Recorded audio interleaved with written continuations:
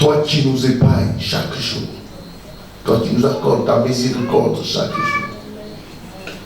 Toi qui es digne de célébration parce que tu es merveilleux. Que le nom de Jésus soit glorifié. Alléluia. Amen. Est-ce qu'on peut acclamer le Seigneur? Amen.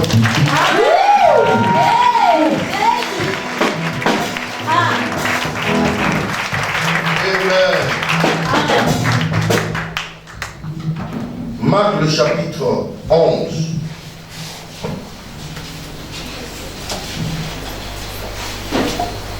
Lisons à partir du verset 1.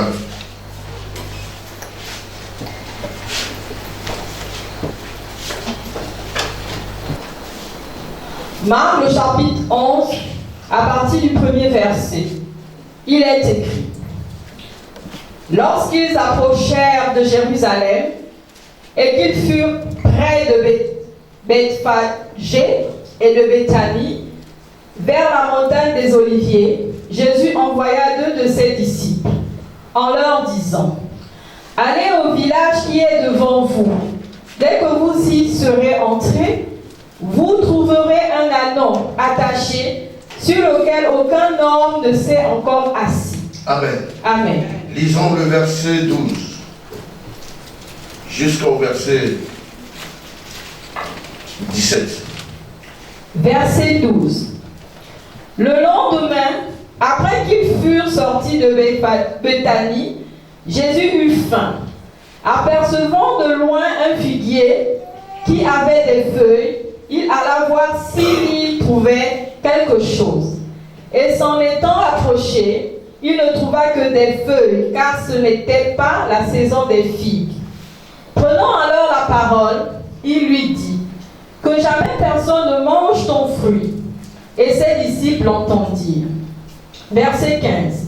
Ils arrivèrent à Jérusalem, et Jésus entra dans le temple. Il se mit à chasser ceux qui vendaient et qui achetaient dans le temple. Il renversa les tables des changeurs et les sièges des vendeurs de pigeons.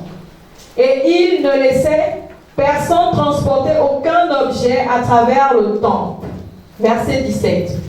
Et il enseignait et disait: N'est-il pas écrit: Ma maison sera appelée une maison de prière pour toutes les nations. Mais vous en avez fait une caverne de voleurs. Amen. On peut s'asseoir.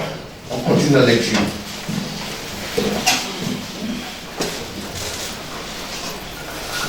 Verset 18.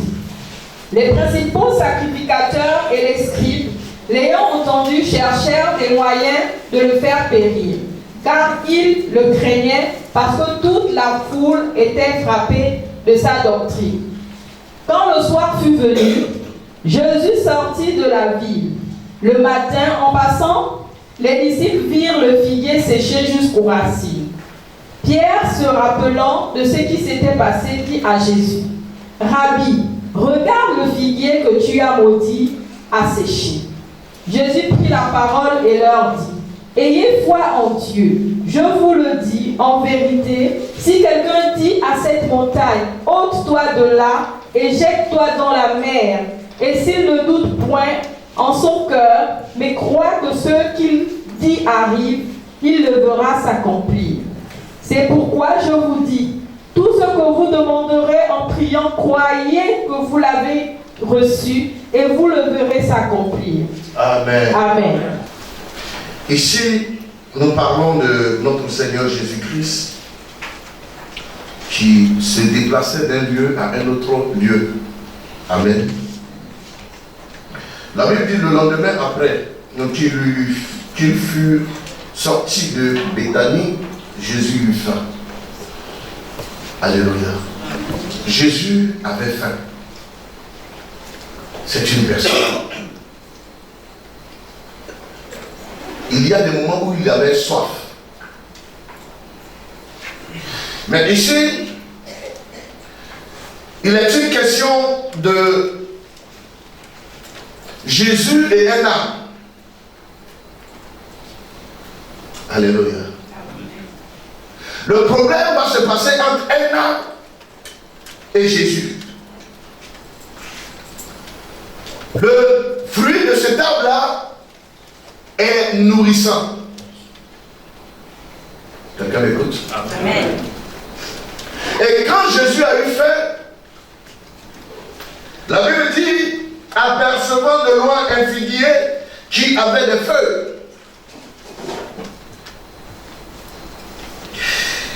Il alla voir s'il y trouvait quelque chose. Et s'en étant approché, il ne trouva que des feuilles, car ce n'était pas la saison des figues. Alléluia. Amen. Qui a créé les saisons? Dieu. Alléluia. Amen. Dans la logique, alléluia, dans la logique, ici, c'est que le maître, notre Seigneur, avec ses disciples, était en train d'aller où?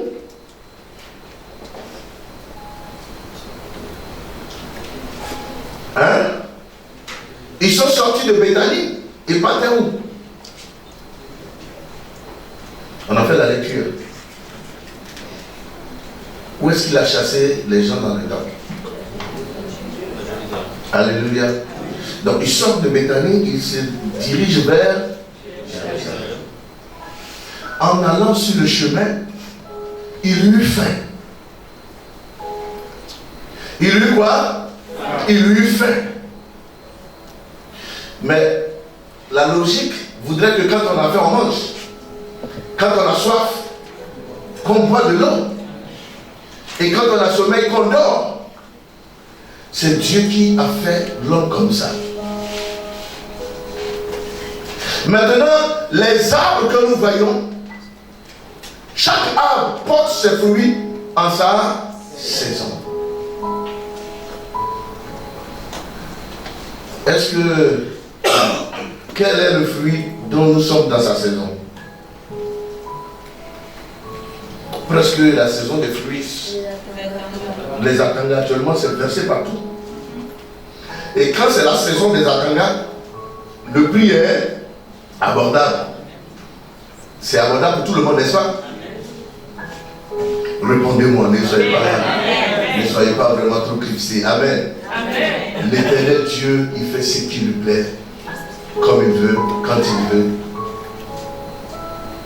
L'homme ressent cela à tout moment, comme des douleurs, comme des situations compliquées. Mais Dieu reste Dieu. Amen. Amen.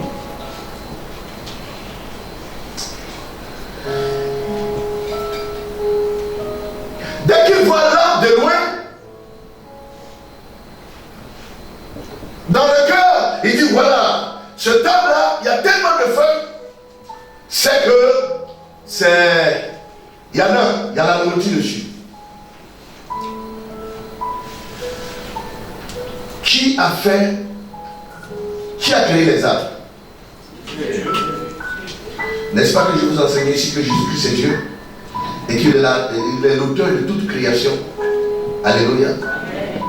Donc, même s'il a fait, est-ce que lui ne peut pas savoir si c'était le temps des figues ou c'est pas le temps? Est-ce qu'il ne sait pas? Il sait non. Mais il s'en va. Quand j'ai lu le passage pour la toute première fois, ce qui m'a dérangé ici, c'est qu'il savait que ce n'était pas le temps des figues, puisque c'est mentionné. Alléluia. Apercevant de loin un figuier qui avait des feuilles, il alla voir s'il y trouvait quelque chose.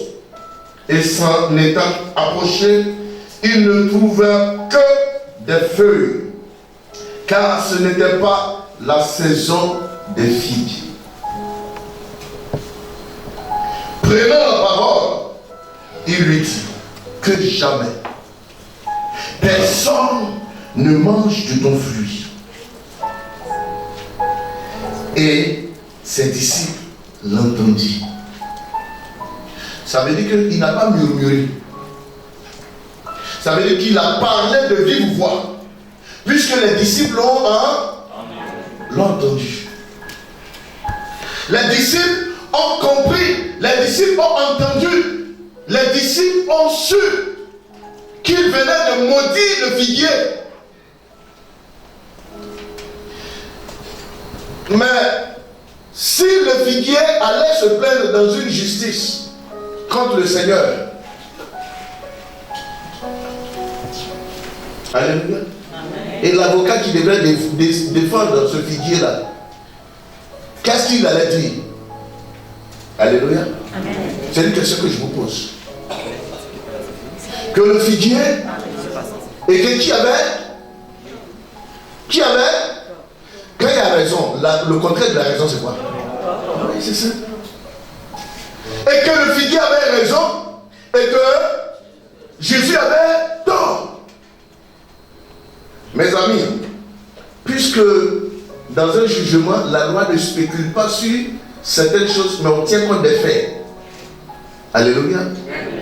Alors, nous sommes au jugement du Seigneur le figuier ce matin. Qui aimerait être l'avocat du figuier? En tout cas, moi. Alléluia. Je suis l'avocat du figuier. Je défends le figuier ce matin. Alléluia. Notre honneur. Mon client que voici le figuier.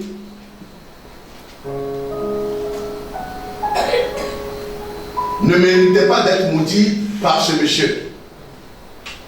Jésus de Nazareth. Objection. Notre honneur, objection rejetée. Poursuivez. Alors, Jésus savait très bien que le figuier n'était pas dans sa saison.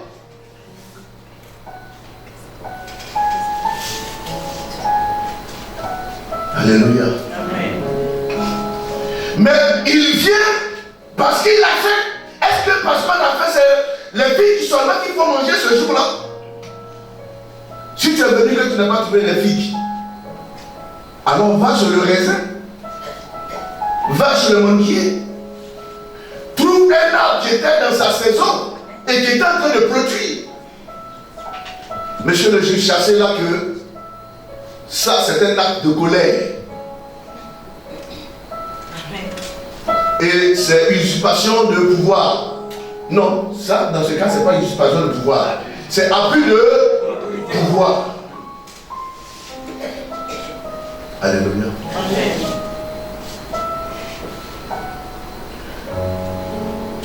Oui, mais ce que monsieur l'avocat est en train de dire est une évidence.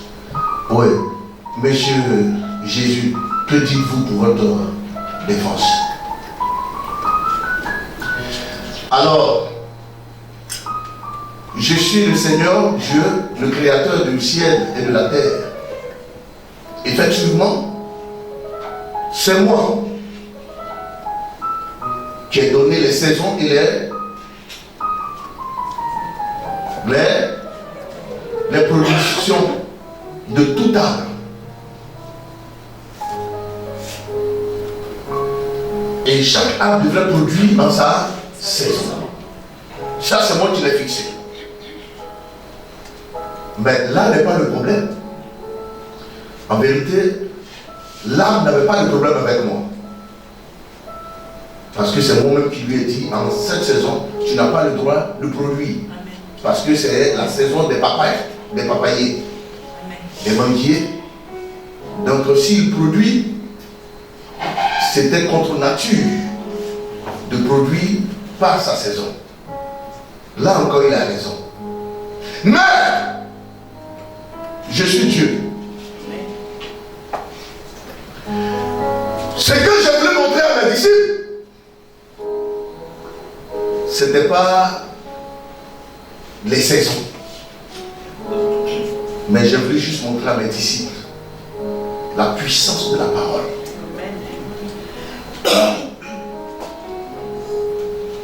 La puissance de la parole. Voici ce que j'ai voulu enseigner à mes disciples. Il n'a été qu'un cobaye que j'ai utilisé pour enseigner à mes disciples. Alléluia. Amen. Quand vous suivez très bien, regardez très bien, Jésus maudit là et tous s'en vont. Il a fini de parler. Mais à leur retour, il se trouve que l'un des disciples se rend compte que l'arbre que Jésus avait maudit avait séché jusqu'à la racine. Amen. Amen. Il prend la parole et dit, Maître, regarde, l'arbre que tu as maudit a séché jusqu'à la racine. Mais ce qui est beau, ma fille, lis-moi le passage là. Prends ta Bible. Allons dans le passage. Le matin, Oui. en passant, les disciples virent le figuier séché jusqu'aux racines. Les disciples tous avaient entendu Jésus maudire le figuier, n'est-ce pas? Maintenant, à leur retour, pendant qu'ils étaient en train de passer, ils se sont rappelés ce que Jésus a dit au figuier. Donc eux tous ont tourné leur regard pour voir le figuier. Amen. Mais à leur grande surprise, ils découvrent que le figuier a séché jusqu'à la racine. La racine principale. Alors que, tenez-vous très bien. Pourquoi ce n'est pas seulement l'arbre qui avait séché, mais jusqu'à la racine? Parce que ce sont les racines qui nourrissent l'arbre. Si vous coupez un arbre, que vous ne touchez pas la racine, ça va repousser. Dès la première pluie, ça va fleurir. Quelqu'un comprend ce que je veux dire? Donc vous voyez, quand Jésus veut détruire quelque chose, il va jusqu'à la racine. Ce qui ne doit plus venir à la surface, ce qui ne doit plus produire, ce qui ne doit plus avoir d'effet, il faut attaquer la chose à la racine. Ça veut dire à la source. Amen. Est-ce que quelqu'un comprend ce que je veux dire? Mais pendant que lui voit ça, Jésus lui passe, mais il ne s'occupe pas de ça. Pour eux, ça les étonne. La suite, il dit quoi? Pierre, oui, se rappelant ce qui s'était passé, il se souvient ce jour-là, quand ils sont arrivés là où il y a l'arbre, à ce moment où Jésus avait fait, il se souvient de ça. Et écoutez maintenant ce qu'il dit au Seigneur. Dit à Jésus. Il dit à Jésus, Rabbi, Rabbi, regarde le figuier que tu as maudit à sécher. Oh, alléluia. Vous voyez, c'est que le Seigneur maudit le figuier et puis en passant, il regarde ailleurs. Est-ce que vous comprenez un peu ce qui se passe? Ça veut dire, Jésus, il a fini avec le figuier. Il n'a plus de problème avec le figuier. Sa tête ailleurs. C'est que ce qu'il a dit, il croit que cela va arriver et cela doit arriver. Donc, il ne spécule plus dessus. Il ne s'occupe plus dessus. Il ne s'intéresse pas à la chose. C'est qu'il regarde un autre objectif. Il fixe ses objectifs ailleurs.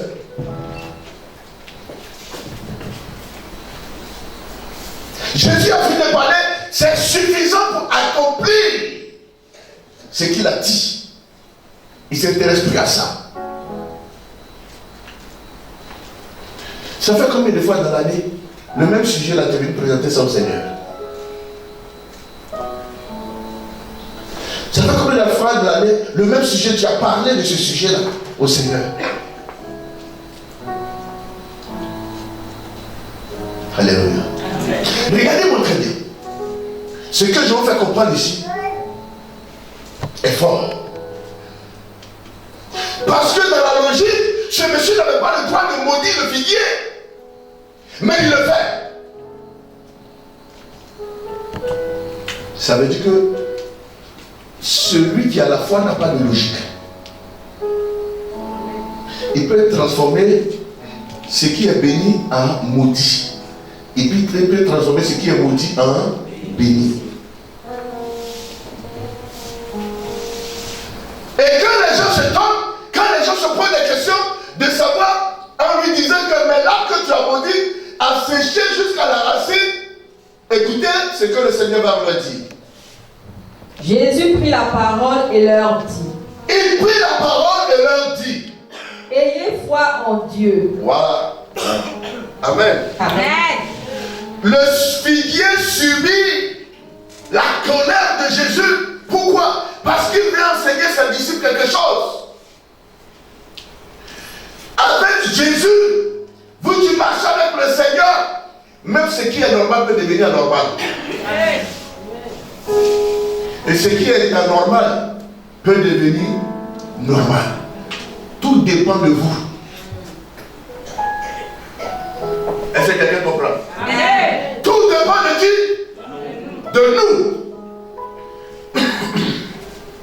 Alors, Jésus prend la parole. Verset 14. Verset 23. Jésus, je vous le dis en vérité. Je vous le dis en vérité. Si quelqu'un dit à cette montagne, ôte-toi de là, et jette-toi dans la mer. Vous voyez où Jésus veut amener la foi des chrétiens. Jésus va jusqu'à dire que si quelqu'un a la foi et dit à cette montagne, ôte-toi de là. Merci. Ôte-toi de là. Et quoi? Et jette-toi dans la mer. Et jette-toi dans la mer. Et s'il ne doute point en son cœur, mais croit que ce qu'il dit arrive, il le verra s'accomplir. Alléluia. Amen. Alléluia. Amen. N'est-ce pas que vous croyez que c'est quand votre père ou le prophète ou un homme de Dieu dit que cela peut arriver? Est-ce que toi-même tu crois que ce que tu dis peut arriver? Parce que le problème du chrétien, il croit que ce sont les autres qui peuvent dire et cela va arriver, mais pas eux. Mais alors que Jésus-Christ était en train de faire comprendre ici à ses disciples, si quelqu'un croit, s'il dit et qu'il croit que ce qu'il dit peut arriver, il verra cela s'accomplir. Quelqu'un m'écoute? Amen. Il est plus qu'important que les enfants de Dieu sachent une seule chose. C'est que la foi n'a pas de limite. Amen. La foi n'a pas de limite. C'est toi qui as les limites. Amen. Et c'est toi qui imposes des limites à la foi.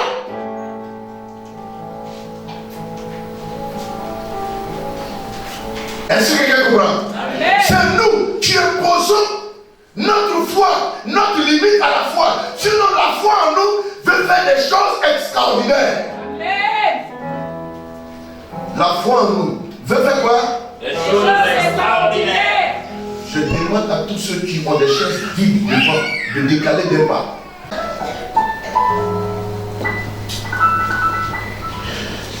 Lisons verset 15. Verset 15. Oui. Ils arrivèrent à Jérusalem. Ils arrivaient à Jérusalem. Et Jésus entra dans le temple. Jésus rentrait où? Dans le temple. Dans la maison? Non. Il est rentré dans une maison? Non. À l'école? Non. À la présidence? Non. Il est rentré où? Dans le temple. On fait quoi dans le temple? On prie. On loue qui? Écoutez la suite. Il se mit à chasser ceux qui vendaient et qui achetaient dans le temple. Il se mit à chasser ceux qui vendaient et qui achetaient dans le temple. L'église était devenue un désordre. Alléluia. Amen. Il y avait du désordre dans l'église. Ceux qui vendaient et ceux qui achetaient. Mais c'est revenu encore. Hein. Vous savez ça, non? Ceux que Jésus a chassés avant, ils sont revenus encore. Hein. Ils vendent l'eau, ils vendent l'huile, ils vendent le mouchoir. Amen. Hein? Ils vendent quoi? La cité? Hein? Ils vendent le sable, l'eau de Jourdain, ils vendent des savonnettes, ils vendent les parfums, hein? Ils vendent même des sandwichs dans l'église, ils vendent tout. Alléluia. Vous savez, le problème avec le chrétien, c'est qu'il ne veut pas se conformer à ce qui est juste pour sa bénédiction. Je ne peux pas vous encourager dans le désordre. Là se trouve le diable.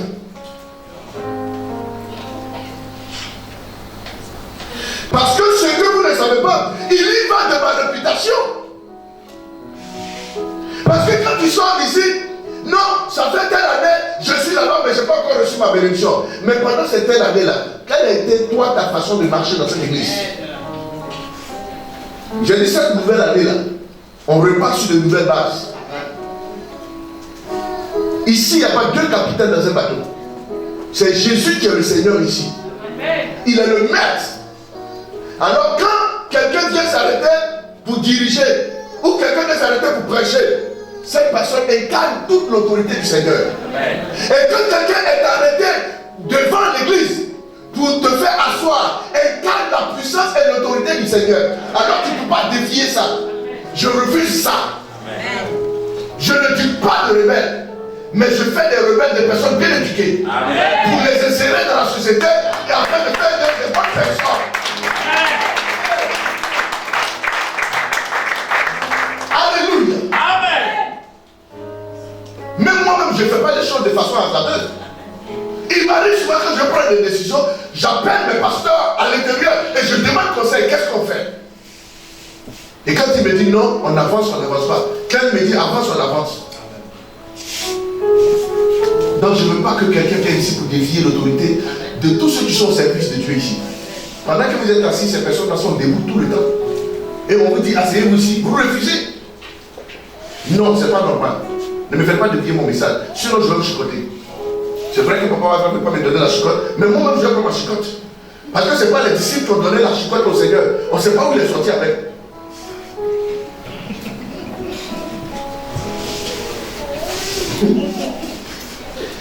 Ah, si je n'ai pas voici ça, j'ai prêché autre chose.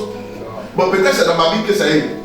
Quelqu'un peut lire ça dans sa Bible. Marc le chapitre 11, verset 15. Quelqu'un dans la foule peut lire ça?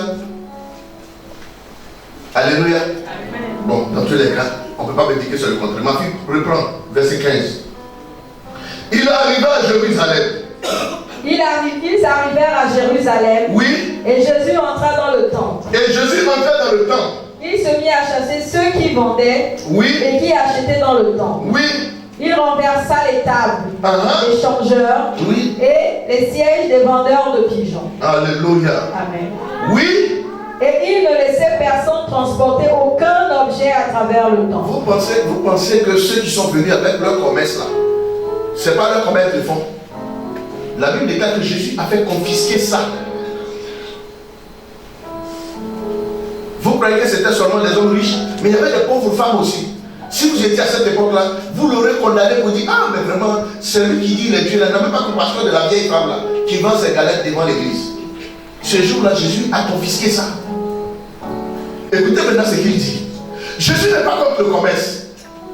Tu veux faire ton commerce, tu veux vendre l'eau, mais tu peux vendre ça hors l'église. Tu veux vendre ton sel, tu es décidé d'être commerçant, vends ça hors l'église. Tu veux vendre l'huile, même l'huile, mais c'est à la boutique qu'on vend ça.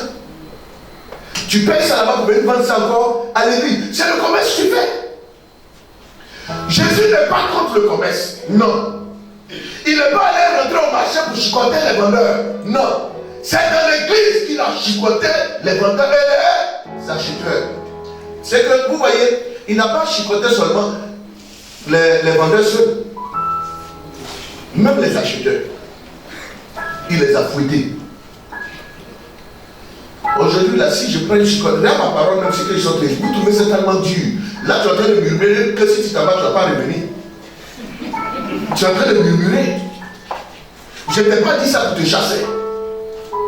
Mais en vérité, je t'ai dit ça pour dire que si tu t'endurcis en ce que je dis, reste là-bas. Maintenant, si tu t'es pas endurci et que tu penses que ce que je te dis, ça peut te changer, tu reviens dimanche prochain et tu obéis à ce qu'on te dit. Frère, ça ne sert à rien de se blaguer.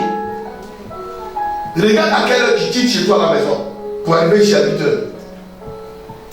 Bon, si tu dois quitter ton lit moelleux, ton confort, pour venir pour qu'on t'écrit dessus, vaut mieux que tu restes à la maison. Alors si tu ne veux pas qu'on t'écrit dessus aussi, quand tu viens, arrange-toi pour être dans les conditions.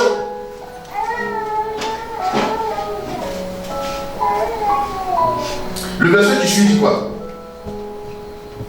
Verset 17. Oui. Et il enseignait et disait. Il Il enseignait et disait, n'est-il pas écrit, n'est-il pas écrit? ma maison sera appelée une maison de prière pour toutes les nations. Une maison de prière. Ça veut dire que tout le monde peut venir. Ici, on ne chasse pas musulmans. Ici, on ne chasse pas les chrétiens. Ici, on ne chasse pas francs-maçons. Ici, on chasse. Il dit quoi? Pour toutes les nations. Alors, quand on parle de toutes les nations, on n'a pas dit pour tous les chrétiens. On parle de tout le monde peut venir. Mais de grâce, si tu viens, conforme-toi. Comme ici, les choses se passent.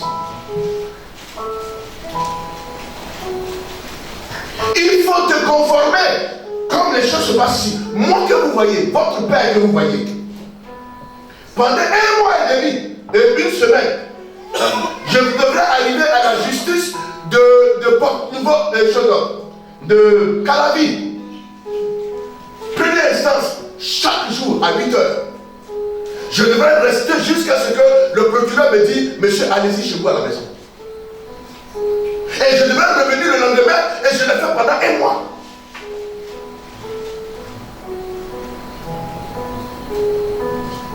Alléluia. Je suis allé à l'hôpital ici, faire des examens. Alléluia. Faire des examens. Comment on appelle l'hôpital là? Là, je vais à l'hôpital. On va souvent faire d'autres examens. Au centre diagnostic. Dès que j'arrive, poliment, mais ça dit, bonjour monsieur, comment vous allez? Bonne arrivée chez nous, ici c'est centre diagnostic. Oui, qu'est-ce que nous pouvons faire pour vous? Oui, je suis venu pour faire des analyses. Excusez-moi monsieur, vous êtes assuré? Non monsieur, d'accord. On s'occupe de vous tout à l'heure. Alors monsieur, pour ceux qui n'ont pas d'assurance, vous allez à la caisse, vous payez 20 000 francs. Alors la caisse vous donnera un ticket. Quand vous prenez ce ticket, vous allez vous asseoir de l'autre côté et vous attendez qu'on vous appelle. Vous suivez les chiffres. Est-ce que vous écoutez? Donc ça veut dire que quand tu reçois ton ticket et que tu vas t'asseoir là-bas, tu es obligé de suivre les numérotations. Parce que si on appelait 1 fois, 2 fois, on va appeler, on saute. On s'en fout de toi. On ne cherche même pas à savoir qui tu es. Est-ce que quelqu'un comprend? Quand vous partez à l'hôpital, vous vous conformez à tout ça. Vous restez comme des bébés et des camels. Mais c'est dans la maison du Seigneur, là, vous devenez bébé. Pourquoi? J'ai compris. C'est parce que toute chose dépend de son commencement. Quand il n'y a pas eu de rigueur au commencement, à la fin, ça devient comme ça. Dis à quelqu'un, cette année 2024, pour notre bénédiction, nous devons changer d'attitude. Non, tu n'as pas répété. Non, répète ça correctement comme un enfant éduqué. Tiens-toi debout et répète ça. Unanimement, répète-moi ça. Cette année 2024, pour notre bénédiction, nous devons changer d'attitude. On répète ça encore une fois encore. Pour notre bénédiction, nous devons changer d'attitude. On répète ça 2 fois encore. Cette année 2024, pour notre bénédiction, nous devons changer d'attitude. On répète ça 1 fois encore. Cette année 2024, pour notre bénédiction, nous devons changer d'attitude. Asseyez-vous.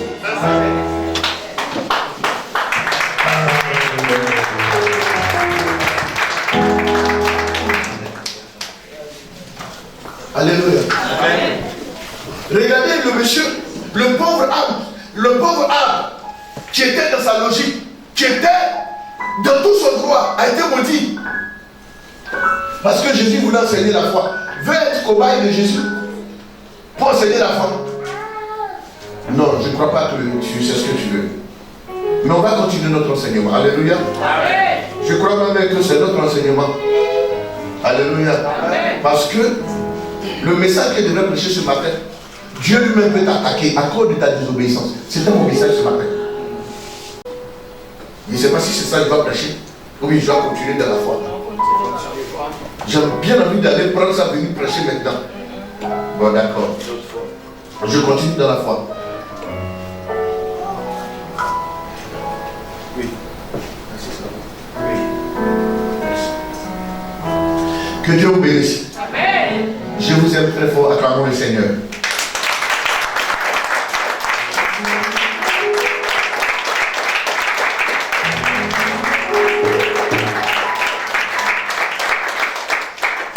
Laissez-moi vous dire une chose. La première réussite dans la vie d'un homme, c'est déjà la discipline. Amen.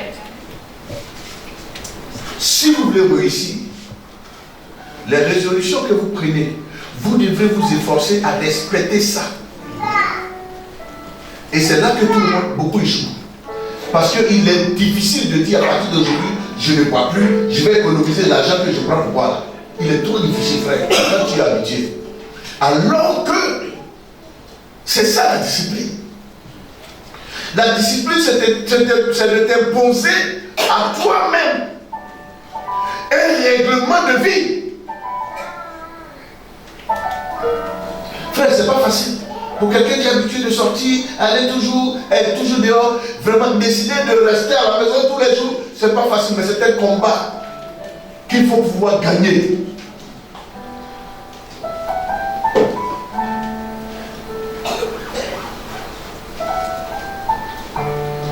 Est-ce que vous me voyez rendre beaucoup de témoignages? Bon, est-ce que vous voyez que je parle trop des gens dans telle église ou bien dans telle année? Quand je parle souvent des témoignages ici, je parle de ma galère, mes souffrances. Mais vous n'avez... C'est rare que je parle de Dieu fait ça avec moi, Dieu a fait ça avec moi. Mais pourquoi? Parce que je veux que Dieu le fasse avec vous. C'est qui sera meilleur. Parce que si je commence à raconter tout ce que le Seigneur a fait avec moi, il suffit d'une seule question. Mais papa, mais c'est ce que la Bible a dit. La Bible dit, un jour, un ange a apparu à Gédéon et a commencé à parler. Je lui ai posé la question à l'ange. Il dit, mais tout ce que tu racontes là, oui, nos parents ont raconté tout ça là, que Dieu a fait ceci, Dieu a fait cela. Mais pourquoi Dieu nous laisse dans cette période-là comme ça? Parce que tout ce que vous racontez là, nous n'avons pas vécu ça. Mais nous, ce qu'on vit là, c'est différent de ce que vous racontez. Est-ce que quelqu'un comprend ce que ça veut dire? Mais l'une des vraies raisons qui fait que vous n'arrivez pas à recevoir l'onction de votre Père, ce n'est pas votre Père, mais c'est vous. La Bible dit que Jésus n'a pas fait de miracle dans sa vie natale parce que ses propres frères ne croyaient pas en lui. Mais si vous croyez en moi, le fait de vous dire, toi, déplace-toi, viens t'asseoir ici, c'est naturel, tu le fais avec joie même. Tu devrais même t'excuser que tu as oublié même.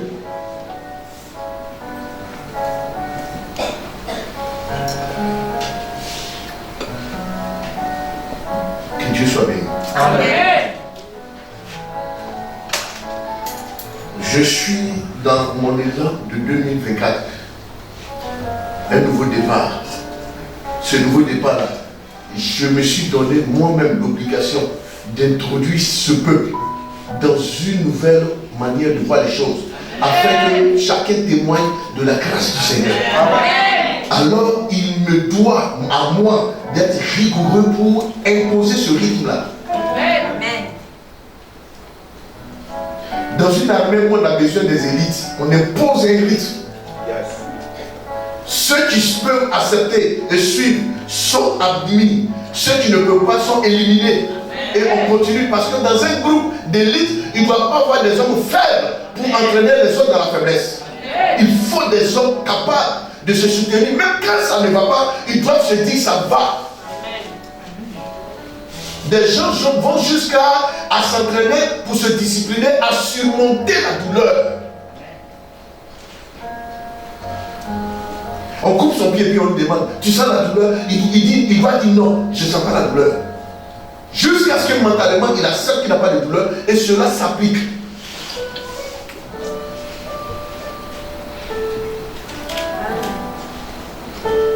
Naturellement.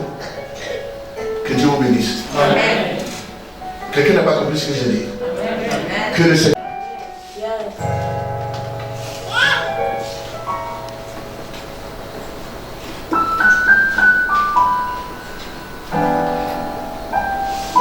La fin dernière, maman, moi, on était allé à une cérémonie où on a été associé avec le révérend aussi.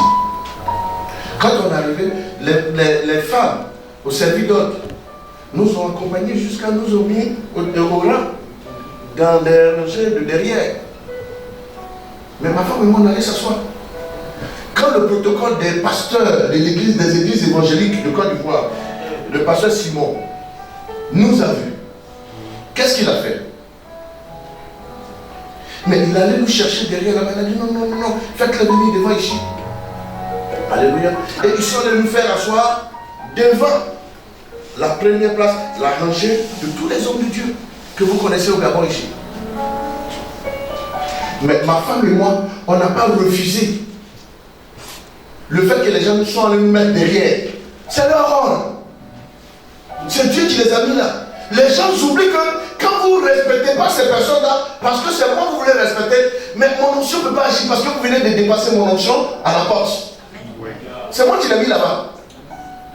Tu as boycotté ça, tu as humilié ça, et puis tu viens maintenant auprès de moi, tu viens te mettre à genoux avec ton offrande. Ça ne peut pas marcher. Je ne peux pas vous tromper, les frères. Si ça vous fait votre argent là, les mêmes versets que je prêche là, je vais prendre ça et je vais prendre votre argent beaucoup même, parce que je connais les Écritures. Et je sais comment je vais sur les sentiments de quelqu'un pour prendre son argent. C'est là. C'est écrit. Ça ne m'intéresse pas. Je veux que tu sois discipliné. Je veux que tu connaisses Dieu. Je veux que tu apprennes à craindre l'Éternel. Je veux que tu apprennes à marcher avec ce Créateur. Ce puissant Dieu. Et quand tu vas y arriver, toi-même tu verras que Dieu, le service n'est pas compliqué. Amen. Et tu verras sa bénédiction. Frère, les mêmes épreuves qui vous est imposées là, cela est imposé sur les œuvres de Dieu. Chacun vit son épreuve. Amen. Je vous ai expliqué ici la dernière fois. La dernière action qu'on a faite dans cette église. Vous vous êtes souvenez des paroles que j'ai dites? Alléluia. Quelqu'un se souvient? Si quelqu'un se souvient de la dernière action que nous avons posée, la parole que j'ai dite, que la personne lève la main. Personne ne se souvient. Oui, évangéliste. Après ce travail, il va y avoir des répercussions, beaucoup de être attaqués, être fatigués. Alléluia. Je vous ai dit ça, je n'ai pas dit ça. Mais généralement, quand on fait un travail, le résultat escompté, est-ce que c'est d'être attaqué, d'être fatigué? On veut qu'on dise, bon, après ce travail que tu as fait, désormais c'est fini, tu vas être béni. C'est ce que les gens aiment entendre. Frère, je suis constamment éprouvé à cause de ce peuple que vous êtes. Vous n'allez pas y aller. Je suis constamment éprouvé, mon épouse et moi. Parce que à Kanda même, ici à Missa, faire l'œuvre de Dieu n'est pas évident. Toutes les identités représentatives des choses mondaines, des puissances occultes, tout ça là c'est à Kanda ici. Toutes les grosses têtes habitent à Kanda. Le président habite à Kanda, le premier ministre habite à Kanda, les députés habitent à Kanda, les maires habitent à Kanda. Tout ce qui est autorité habite à Kanda. Vous croyez que c'est un quartier facile? Est-ce que vous avez une idée? Quand la Bible parle des dominations, des principautés, des esprits des ténèbres, des esprits du ce monde, vous croyez que c'est une chose facile?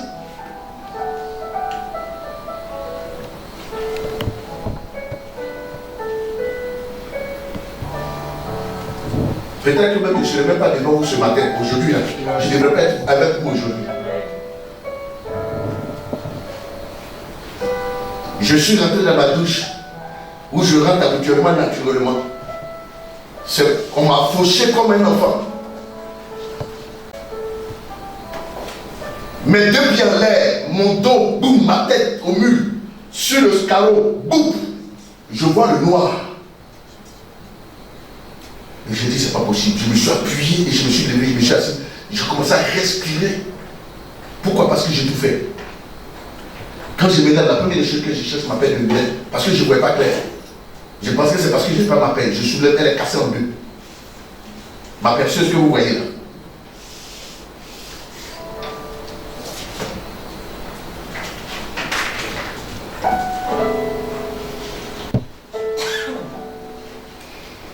Frère, l'église est sous une pression en ce moment. Amen. Pour ceux qui sont spirituels, comprennent ça. Amen.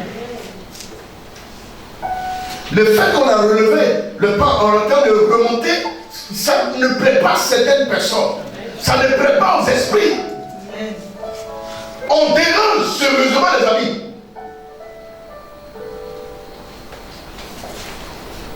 Alors quand vous rentrez à l'église, votre vie est en danger. Je vous dis la vérité. Amen. Le premier jour où vous mettez votre pied à l'église, votre vie est en danger. Amen. Si vous ne réalisez pas ça, vous n'êtes pas encore devenu des bons chrétiens. Amen. Le bon chrétien doit savoir que depuis la journée de sa vie en Christ, il est en danger. Amen. Vous pensez que dans Jean 17, quand Jésus-Christ a prié pour dire, les enfants que tu m'as donnés, je les laisse dans le monde, je veux que tu les gardes. Pourquoi Jésus demande que Dieu nous garde? C'est parce que ce monde est trop compliqué, frère. Amen. Frère, vous n'avez pas idée, quand vous venez à l'église et quand vous finissez de prier, quand vous arrivez à la maison, même votre bonjour, vous n'avez pas idée de savoir ce qui se passe dans la confrérie des sorciers dans vos maisons. Amen. Chaque jour, quand vous finissez de prier, vous les fouettez, vous les liez, vous envoyez le feu. Ils ne dorment pas bien, frère. Regarde toi-même. Regarde comment tu les fouettes. Maintenant, tu penses qu'eux aussi vont rester là-bas te regarder?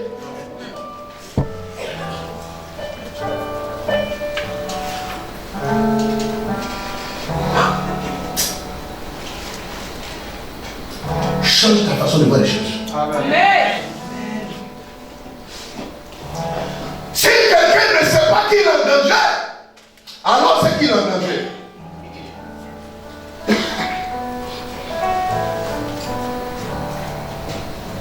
Jésus a voulu nous faire comprendre la foi. Alléluia. Amen. Alors il dit, dans le verset 23, je vous le dis, en vérité, si quelqu'un dit à cette montagne, ôte-toi de là, jette-toi dans la mer, et s'il ne doute point en son cœur, mais si qu'il croit qu'il dit arrive, il verra ça, il le verra. Verset 24. C'est pourquoi je vous dis, tout ce que vous demandez en priant, croyez que vous l'avez déjà reçu, et vous le verrez s'accomplir. Vous voyez que le temps est toujours conjugué au futur. Vous le verrez s'accomplir. Croyez que vous avez déjà reçu et vous le verrez s'accomplir. Toi, tu dois accepter que cela arrive. C'est ce que Jésus est en train de faire savoir. Jésus est en train de faire savoir que, en fait, ce que je voulais vous enseigner ce matin, l'âme n'avait rien. L'âme n'avait pas de problème. Mais j'ai voulu vous enseigner en vous amenant à comprendre que vous avez le pouvoir sur tout ce qui est sur cette terre. Amen. Qu'est-ce que Jésus a montré ici, dans ce passage?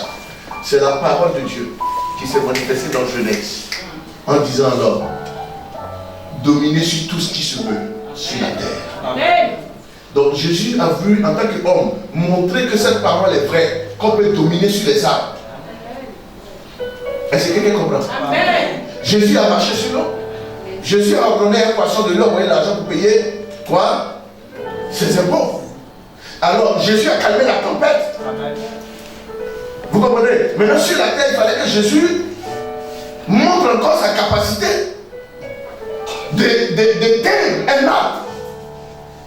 En fait, le Seigneur maudissait l'arbre pour montrer le pouvoir. Quand Dieu dit soyez féconds, multipliez-vous, dominez la terre, dominez les poissons, les reptiles, les animaux, et tout ce qui se met sur la terre, dominez-les, vous êtes nés pour dominer. Un enfant de Dieu est né pour dominer. Mais ce qui fait sa force de domination, c'est de réaliser ça, et de croire que cela est vrai, et de manifester cela. C'est ça la domination, mais c'est pas la foi que cela est possible, c'est pas la foi que cela est fait.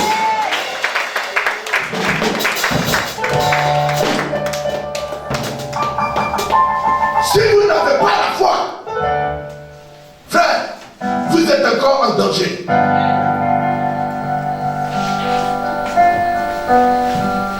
Alléluia. Amen. Regardez-moi très bien. Si vraiment Jésus a la foi, a le pouvoir. Mais s'il avait faim et qu'il n'avait pas mangé sur l'arbre, ce n'était pas la saison. Qu'est-ce qui était mieux de faire? Ce n'était pas mieux de faire apparaître les fruits? Hein, pasteur? Pour donner à l'arbre. Et puis l'arbre, il va lui donner et puis il va manger. Ce n'était pas mieux? Mais il a fait un choix de maudire l'arbre que de lui donner des fruits.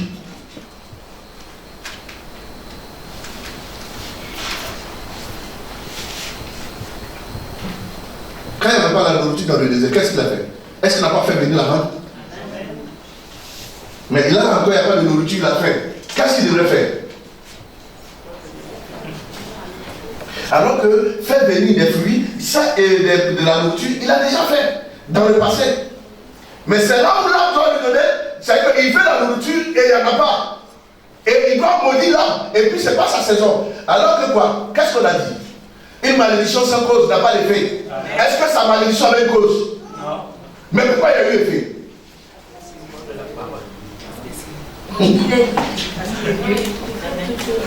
Il n'a pas maudit l'arbre parce qu'il était Dieu. Il a maudit l'arbre en tant qu'un homme.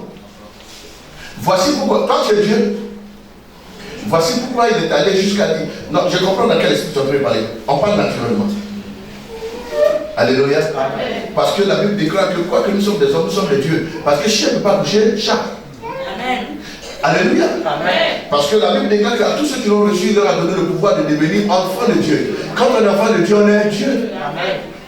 Mais ce que Jésus veut faire comprendre à ses disciples, il est en train de leur faire comprendre que la parole que vous avez là, ce n'est pas pour bénir seulement, mais c'est pour maudire aussi. Amen. Alléluia. Amen. Ça vous dépasse, non?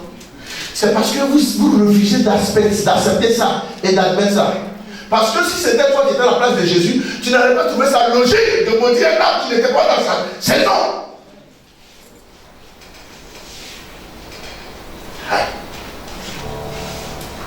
Une maladie qui est dans ton corps, qui te fatigue.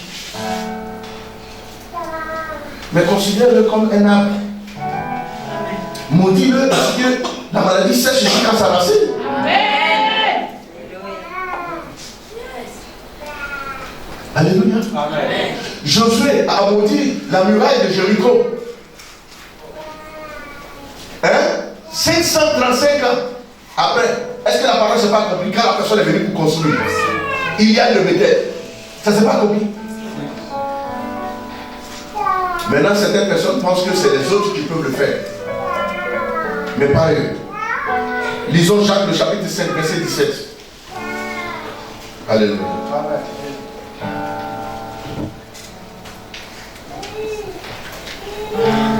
Jacques 5, verset 17.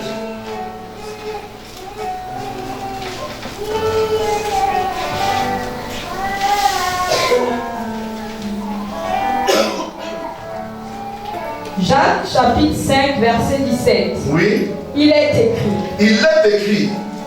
Élie était un homme de la même nature que nous. Il pria avec insistance pour qu'il ne plût point. Et il ne tomba point de pluie sur la terre pendant 3 ans et 6 mois. Puis il pria de nouveau, et le ciel donna la pluie, et la terre produisit son fruit. Mais frère, Amen. On s'arrête là. Vous savez qui est en train de parler ici? Alléluia. Amen. Vous savez qui est en train de parler ici? Mais on a vu la personne qui parle. C'est Jacques qui parle. L'un des disciples fervent de Jésus-Christ. Quand Jésus devait rentrer dans un lieu avec des disciples, il prenait Pierre, Jacques et Jean. Jacques va jusqu'à défier la nature d'Élie. Les gens font d'année pour bénédiction que Dieu te donne la force d'Élie, les miracles qu'Élie a fait, la foi d'Abraham, la richesse de Salomon. Vous comprenez? Quand Jacques a pris la parole, il dit, mais Élie est de la même nature que vous, que nous. Élie a arrêté la pluie pendant 3 ans et demi. Élie n'était pas un monstre. Il n'avait pas 10 têtes. Il n'avait pas 4 pieds. Il n'avait pas 2 bouches. Il était de la même nature que nous. Quelle est la nature de l'homme? C'est une nature humaine. N'est-ce pas? Amen. Et Jacques dit, Élie est de la même nature que nous. Il a ordonné qu'il ne pleuve point sur la terre pendant 3 ans et demi. Nous allons partir lire ça. À quel moment Élie a dit ça? Et nous allons voir ce qui s'est passé ce jour-là. 1 Roi, le chapitre 17. Lisons le verset 1.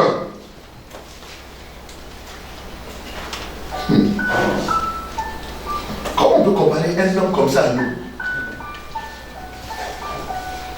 1 Roi. 1 Roi. Chapitre 17. Chapitre 17, verset 1. Élie le Tishbite, oui, l'un des habitants de Galad, dit à Akab, oui, l'Éternel est vivant, oui, le Dieu d'Israël, dont je suis le serviteur. Il n'y aura ces années-ci ni rosée, ni pluie, sinon à ma parole. Alléluia. Amen. Que Dieu soit loué. Amen. Écoute mon fils. Ce monsieur, Dieu lui-même. Ici, on parle de Jésus, on peut comprendre. Alléluia. On dit que Jésus est Dieu. Il est né sans père. Donc, il y a trop de choses qui démontrent qu'il avait la capacité de faire ça. Mais ici, on parle d'Élie, le Tishbite.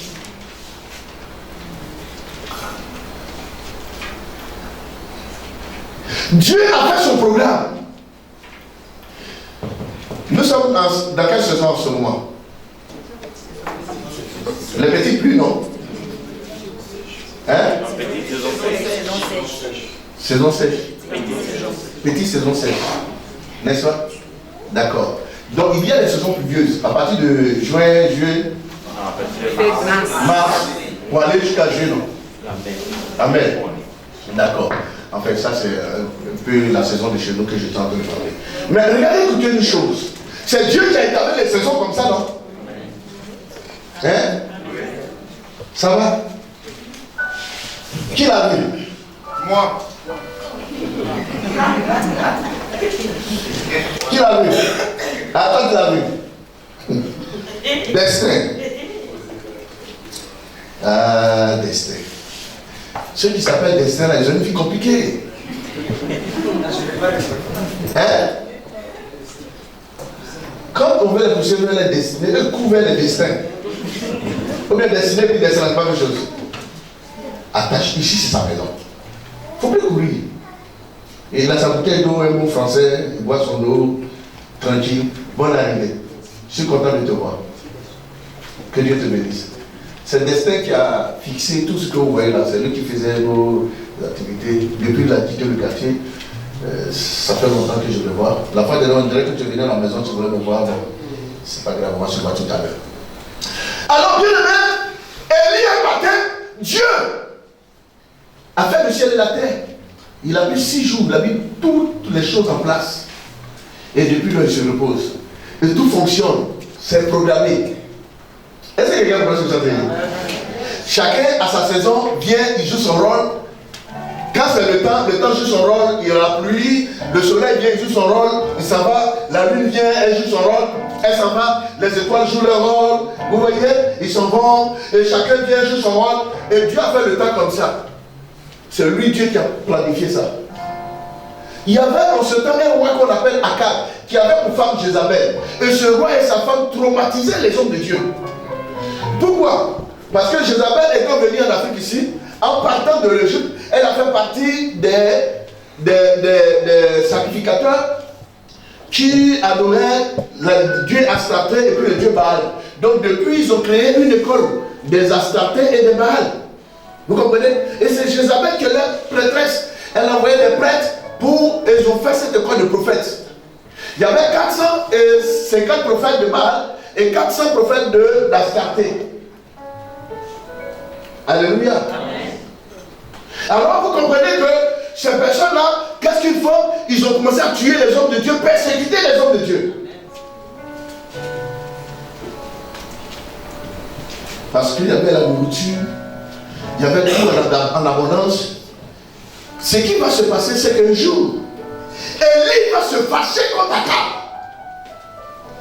Élie est en colère parce que le peuple prospérait et c'est parce qu'il y avait de la culture, il y avait des vivriers, il y avait tout marchait, cacao marchait, les légumes marchaient et tout ça. À la base, c'est la pluie qui faisait ça. Cette prospérité-là, Élie s'est levé, il a dit ah bon. Donc c'est parce que ton pays est prospère que tu te comportes comme ça. Aujourd'hui, tu vas voir quelque chose. Élie s'est levé, il a levé les yeux vers le ciel et puis écoutez ce qu'il a dit. Et alors, oui, Seigneur. Acclame le Seigneur que je continue. Alléluia.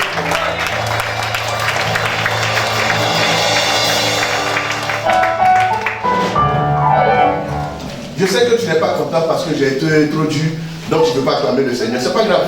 Reste assis. C'est pas un souci, ça ne me dérange pas. Alléluia. Amen. Non, moi ça ne me dérange pas. Alléluia. Amen. Avant qu'on fasse notre culte le dimanche là, moi je viens ici, je fais mon culte personnel. Donc on n'a pas la même vie.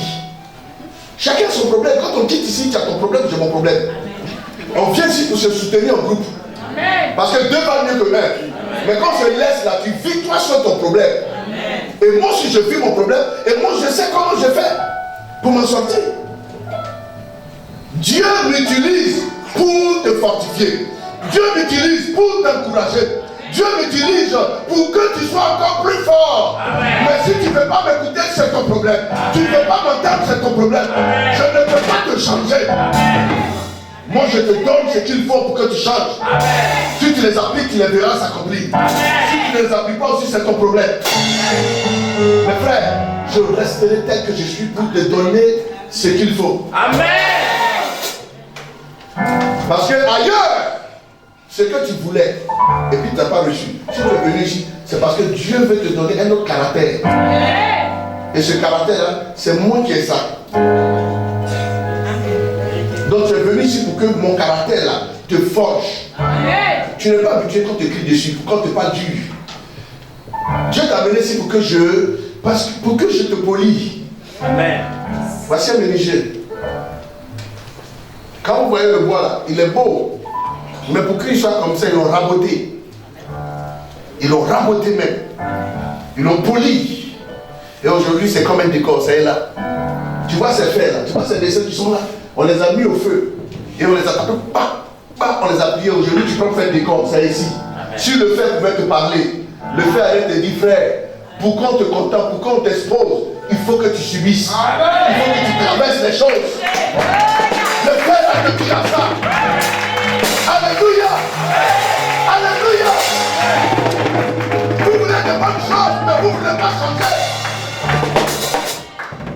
Les gens veulent être milliardaires, mais ils ne veulent pas faire ce qu'on fait pour devenir milliardaire.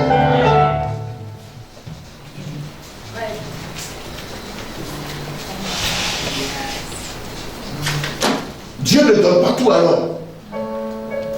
En chacun, il a mis un peu de potentialité. Amen. Il sait pourquoi il t'a amené ici. C'est à toi de prier pour qu'il te donne la force de supporter ce que tu subis ici. Amen. Je vous dis la vérité, frère. Que le Seigneur vous bénisse. Amen. Vous savez, Élie se lève, il regarde le ciel. Et puis il dit, bon, à partir d'aujourd'hui, ciel, je te ferme. Est-ce que vous savez ce que Élie venait de faire? Hein? Il vient de... Même homme maudit, il vient de défier Dieu. Amen. Oui, ma fille. Il vient changer le calendrier de Dieu.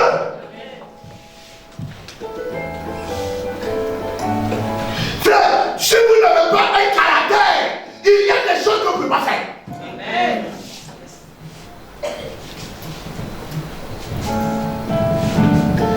Tu ne veux pas avoir un caractère difficile, tu veux avoir des postes de responsabilité. Mais tu ne peux pas faire.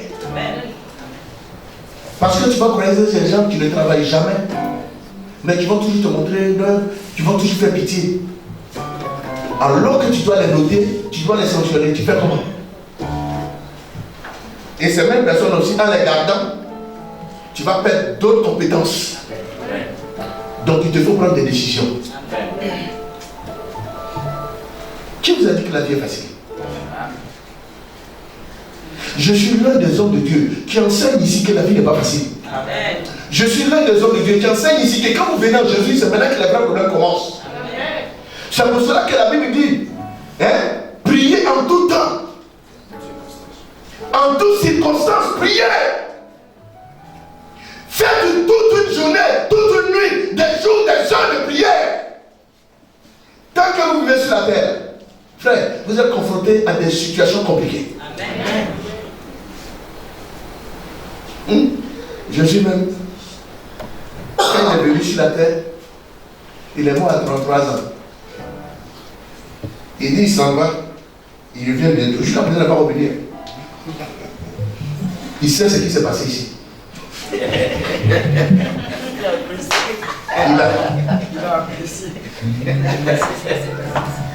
Il a apprécié ce qui s'est passé ici. Les hommes, frère, je vous dis la vérité, je suis conscient. Je sais de quoi je parle.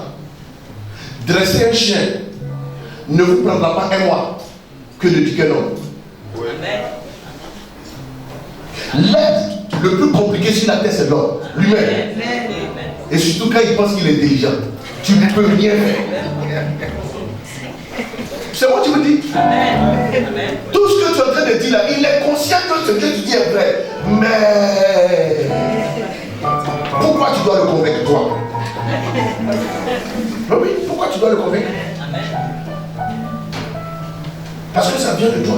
Pourquoi? Et souvent même, ça peut venir de quelqu'un qui n'a même pas les capacités de toi. Il va céder. Mais comme ça vient de toi, il ne peut pas céder.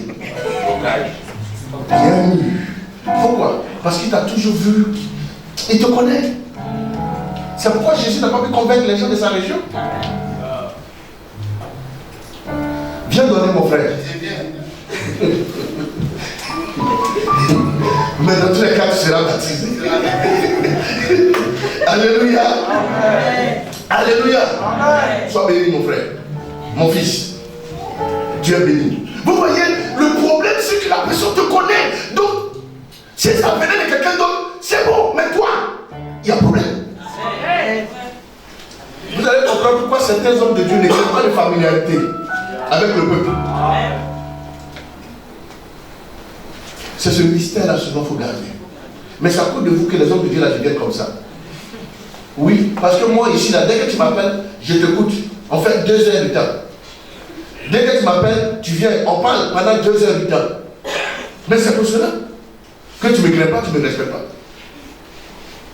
Si pour me voir, tu fais 2 jours, 3 jours, 4 jours, et puis quand tu me vois, je passe 5 minutes, je te laisse partir. Frère, tu vas me respecter. Si ce n'est pas affaire de Dieu là, quand tu rentres dans cette maison là, tu ne crois pas que tu dois me craindre? Hein? Amen.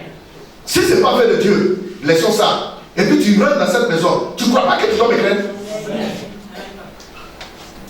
Ça fait de Dieu. C'est pour cela que tu ne me crains pas. Depuis que tu es ici là, tu as déjà tapé la porte du voisin, mon voisin à côté là.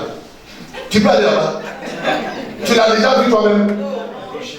Est-ce que tu l'as déjà vu? Mais il est là.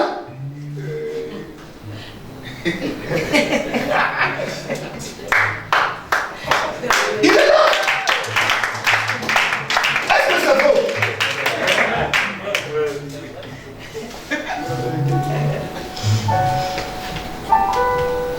Voici pourquoi on va ici. Quand vous le voyez, même si il devrait prier pour vous, tu vas dire non, et moi j'attends le Père.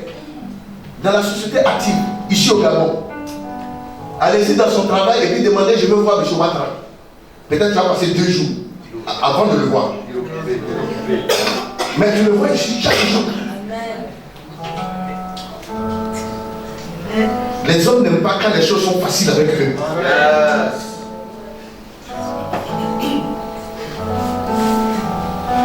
Des gens sont là.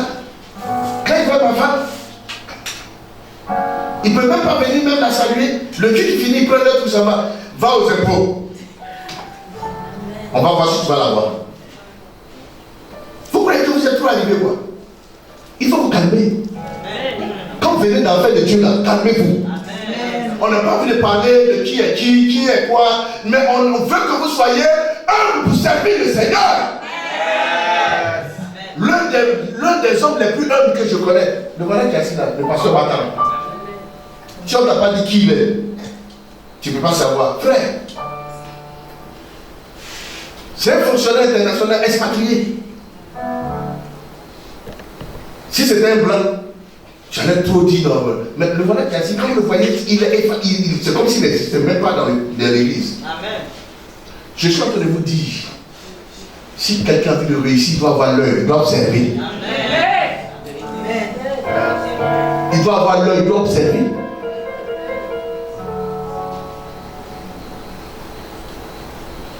Faites beaucoup attention, partout où vous arrivez. Apprenez à observer les choses.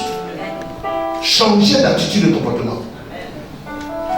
La foi, c'est la détermination des paroles qu'on prononce. Et on veut les voir s'accomplir.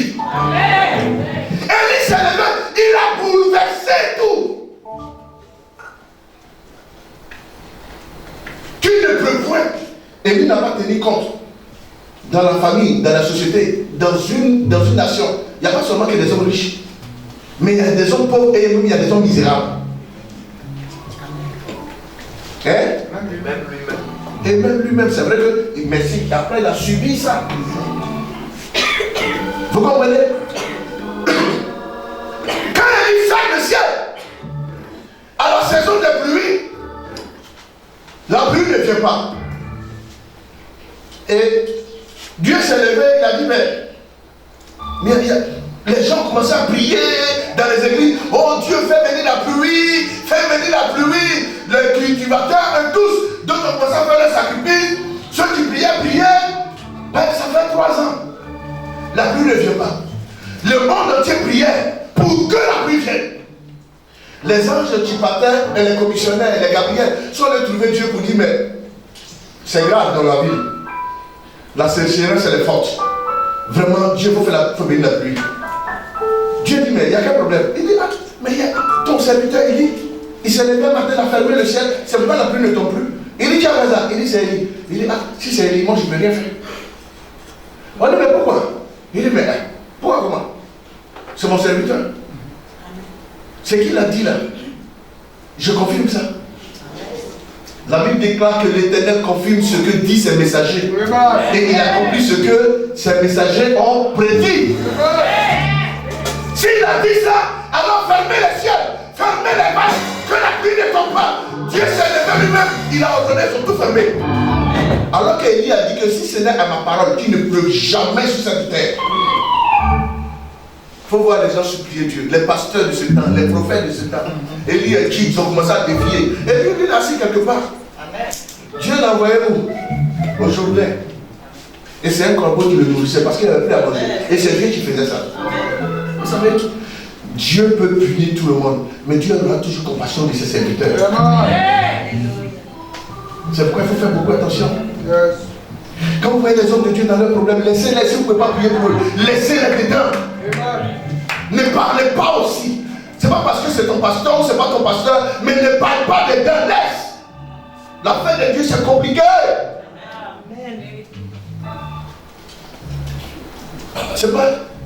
C'est pas tout le monde, on humilie. C'est pas tout le monde on critique.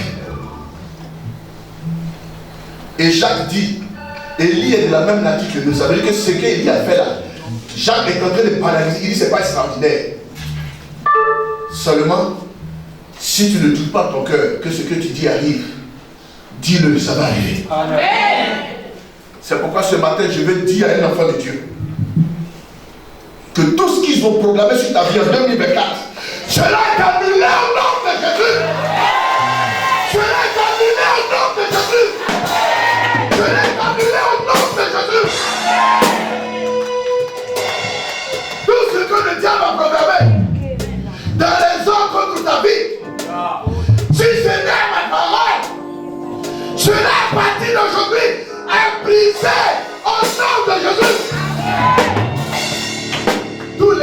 ta famille qui t'empêchent de réussir. Tous ces liens sont brisés dans le nom de Jésus. Ce qu'ils ont fait avec la terre contre toi, je l'annule au nom de Jésus-Christ. Je l'annule au nom de Jésus-Christ. Je l'annule au nom de Jésus-Christ. Je l'annule au nom de Jésus-Christ.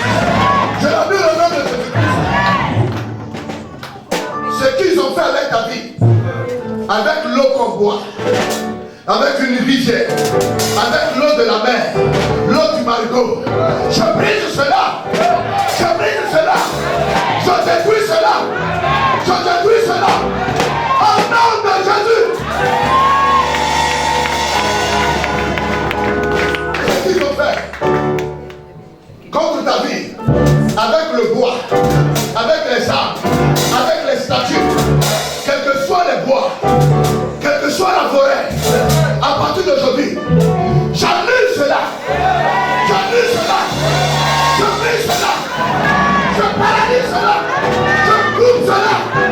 Au nom de Jésus. Écoute-moi très bien. Ce qu'ils ont fait sur chaque montagne, dans ton village, dans les adorations, sur les hôtels, contre ta vie, cela est annulé. Cela est annulé. Cela est annulé. Cela est annulé. Au nom de Jésus-Christ. Tout ce qu'ils ont fait contre ta vie, avec le fer, à partir d'aujourd'hui, nous annulons cela. J'annule cela. J'annule cela. J'annule cela. J'annule cela. J'annule cela. Tout ce qu'ils ont fait contre ta vie, par le feu, à partir de ce matin, je l'ai annulé. Je l'ai annulé. Je l'ai annulé. Je l'ai annulé. Je l'ai annulé. Je l'ai annulé. Au nom de Jésus. Tout ce qu'ils ont fait avec ta vie, contre ta vie, avec le vent, avec l'air, à partir de ce matin, ceci est annulé. Ceci est annulé. Ceci est annulé. Ceci est annulé. Ceci est annulé. Alléluia. Dès ce matin, je déclare, si quelqu'un a pris ton nom, a écrit avec les encres, que ce soit les stylos, que ce soit les marqueurs, tout ce qui a été fait par des fils blancs, fils rouges, fils noirs, fils verts, tout ce qui a été tissé avec ton nom, avec les poils des animaux, les animaux quelconques, je l'ai brisé, je l'ai brisé, je l'ai brisé, je l'ai brisé, je l'ai brisé, je l'ai brisé.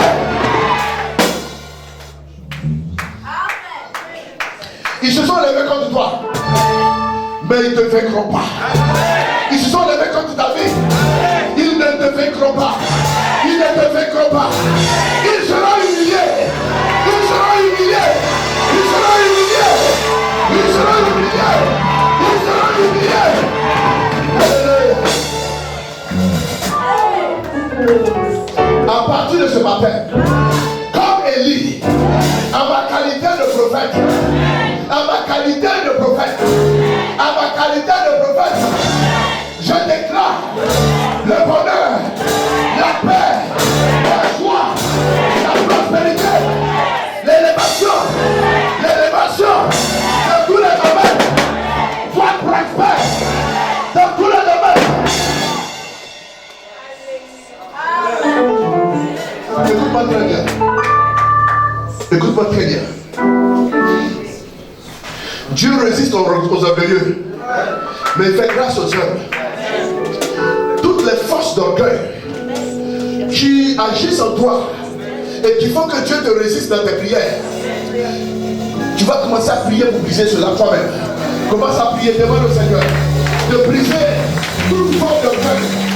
Toute forme d'orgueil. Brise cela. Brise cela. Brise cela. Brise cela. Brise cela. Brise cela. Brise cela. Brise cela. Alléluia. Alléluia. Alléluia. Nous sommes exaucés au nom de Jésus. Nous sommes exaucés au nom de Jésus. Alléluia. Écoutez-moi très bien. Aujourd'hui, le combien? 14. Aujourd'hui, le combien? 14. Aujourd'hui, le 14. Je suis en train de voir un vent.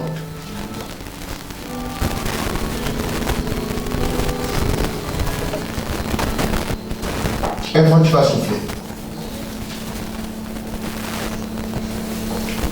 Nous devons rester en prière. Alléluia. Parce que ce n'est pas un bon vent. Alléluia. Je dis bien que ce n'est pas un bon vent. Si Dieu me donne l'autorisation de parler en public, je parlerai. Mais ce n'est pas un bon vent. Ça serait comme un cyclone. Beaucoup d'arbres vont tomber.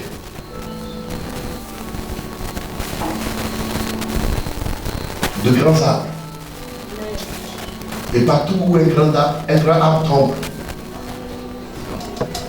il détruit les petits arbres. Est-ce que quelqu'un comprend ce que je suis en train de dire? Après mes proclamations, mon âme s'est affondrée, mon âme s'est affaissée, mon âme s'est attristée. Amen. À cause de ce vent, nous allons rester en prière.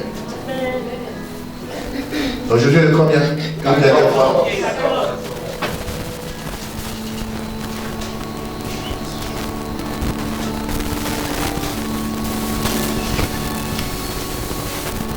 Retenez cette date et ce que je vous le dis. Il faut qu'on reste en prière. Dès demain, jusqu'à dimanche prochain, je décrète un jeûne. Un jeûne qui sera un jeûne national. Alléluia. Amen. Un jeûne qui sera un jeûne national. Ça veut dire quoi? Quand nous serons rassemblés dans nos cultes, les jeudis et les mardis, nous allons prier pour la nation. Amen. À partir de demain, chez vous au bureau, chez vous à la maison. Aujourd'hui, le combien? 14. Il faut commencer à prier pour la nation. Amen. Il faut commencer à prier sérieusement pour la nation. Amen. C'est pas un bon vent. Alléluia. Amen.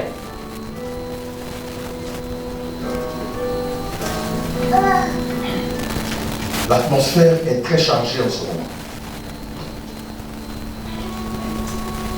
Spirituellement, les gens se sont levés et se sont unis. Et la force, elle est tellement forte que les gens veulent passer à l'action. Et c'est un vent qu'il veut souffler.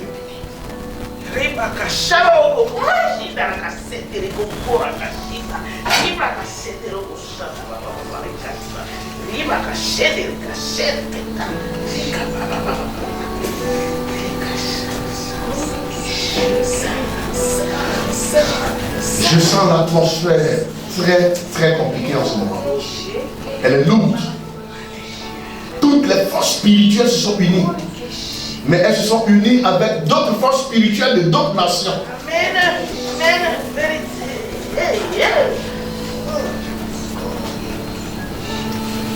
Une décision a été arrêtée. Et ce vent est en train de se préparer pour souffler. Ce vent est en train de se préparer pour se lever.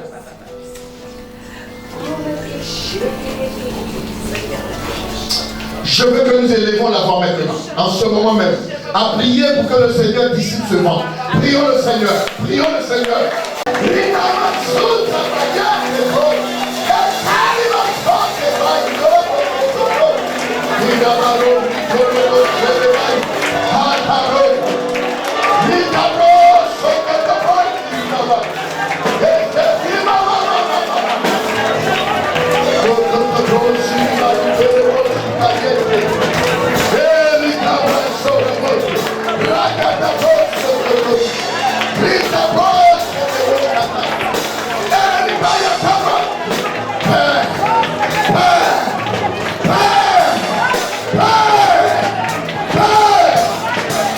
Et ta main puissante, je lève, je lève. Merci Seigneur. Makata brasse.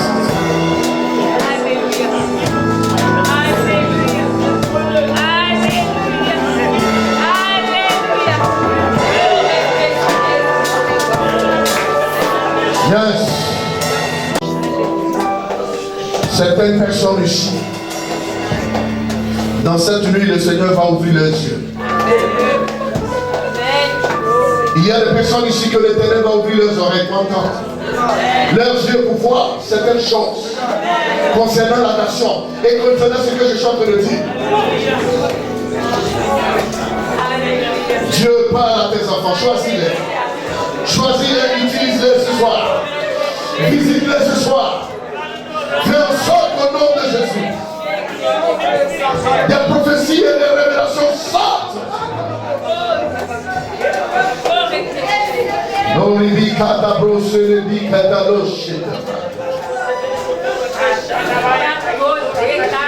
Merci Seigneur. Merci mon Dieu. La grâce du Seigneur repose sur chacun de nous maintenant. La puissance de Dieu se repose sur chacun de nous maintenant. La louange de Dieu repose sur chacun de nous maintenant. La grâce de Dieu repose sur chacun de nous maintenant. Dans le nom de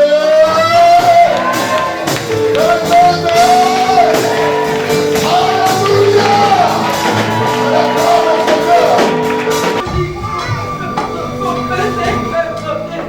Que tes vives eaux inondent mon âme, que ton Saint-Esprit vienne de chaque situation qui trouble mes pensées, mes soucis, mes travaux, atténuer de l'ego, que tes vives eaux inondent mon âme, que ton Saint-Esprit vienne et prenne le contrôle de chaque situation qui trouble mes pensées, mes soucis, mes fardeaux,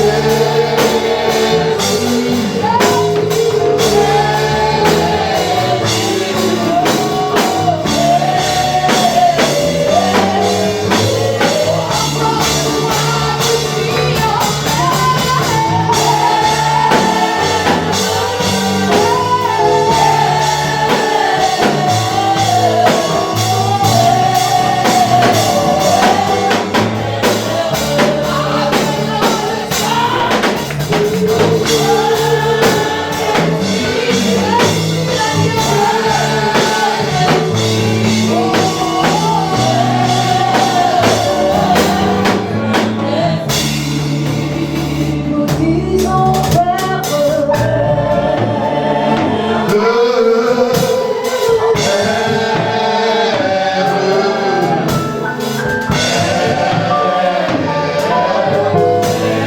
Sol ulu ubulikata. Right hand unto Lusukunte. Roma de Rohibikata Lava Soto Bikeribata.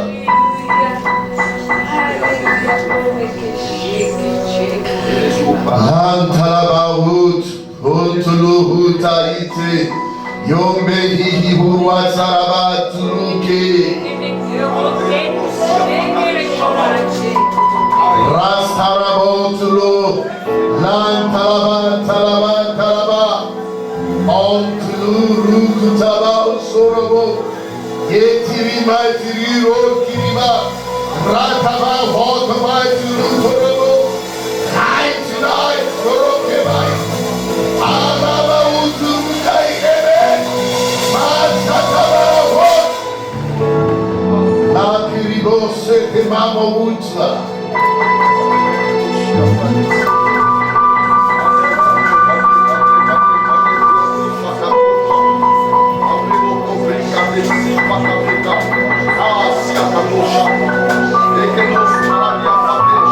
L'eau est calme. L'eau est calme.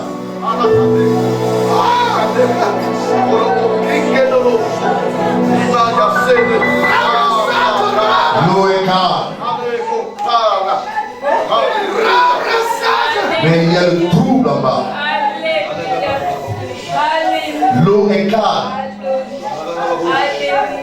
Mais il y a le trouble en bas. Il y a le trouble en bas. Il y a le trouble en bas.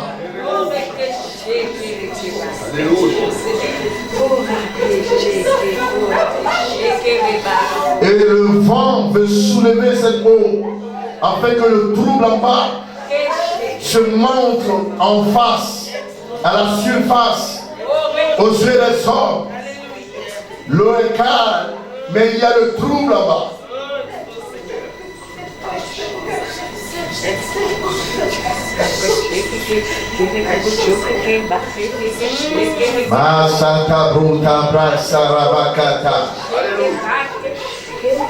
Je vois ce grand vent se lever du côté de l'Orient.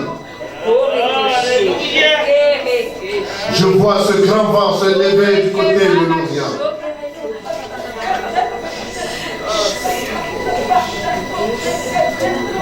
Les arbres de la forêt sont en train de se mouvoir. Et l'eau est calme. Mais il y a du trouble là-bas. Et ce vent est en train de soulever cette eau afin que le trouble en bas se manifeste et se fasse voir.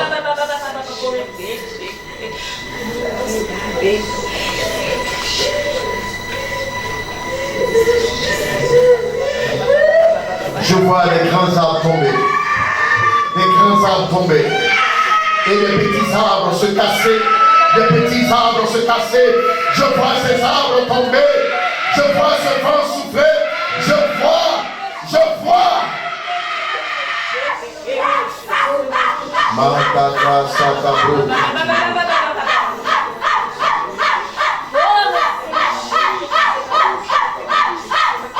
Matalaba Sakabro Kiribaya. Gabon soit éveillé, Gabon soit éveillé, Gabon soit éveillé. Lève-toi et réveille-toi, lève-toi et réveille-toi, lève-toi et réveille-toi. Le Seigneur t'a tiré de ton sommeil, lève-toi et réveille-toi. L'Éternel t'a tiré de ton sommeil, lève-toi et réveille-toi, tiens-toi debout, sois levé, sois levé, sois levé, sois levé, sois levé. Sois levé! Sois levé! Sois levé!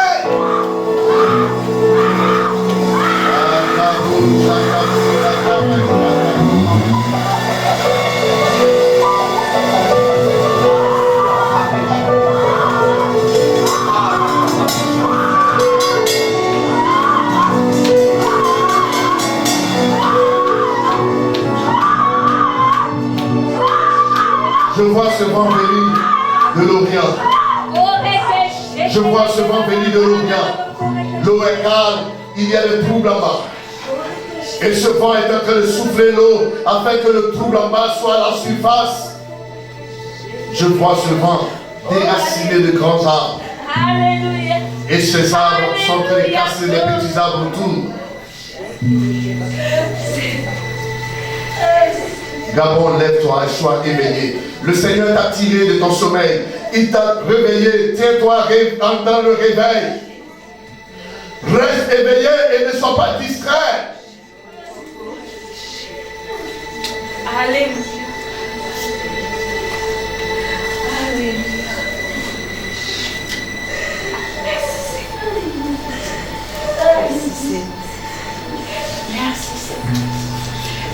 autorités gabonaises, une autorisation vous a été donnée. Une mission vous a été assignée. Accomplissez-la. Accomplissez-la. Accomplissez-la. Accomplissez-la. Au moment opportun, le Seigneur lui-même se lèvera et fera son choix. Accomplissez ce que le Seigneur vous a ordonné de faire. Au moment opportun, lui-même se choisira. Au moment opportun, lui-même se choisira. Au moment opportun, lui-même se choisira.